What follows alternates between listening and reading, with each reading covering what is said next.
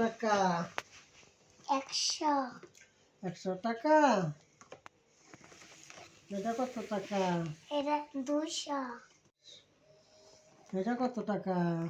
এটা 30 30 টাকা। আচ্ছা রাখলাম। বাদে এটা কত টাকা? এটা 14 টাকা। ও আর কম দেই তো বেশি টাকা কিবা রাখবাম? না জিনিসপত্র দাম বাড়ছে না। জিনিসপত্র দাম বাড়ছে। আপা এটা নেই, এটা ডাল গুঁড়ো, এটা বালা বেশি, এটা এটা মাত্র দাম বেশি না, এটা মাত্র 50 টাকা।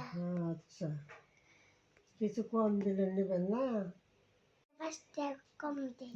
আচ্ছা কিছু পাই না, আর রাখতাম না। যেমন টাকা দেন। এটা 100 টাকা দিলাম। এটা কইছেন 30 টাকা। এই যে 30 টাকা দিলাম। তারপরে এটা 50 টাকা হয়েছে, 50 টাকা দিলাম।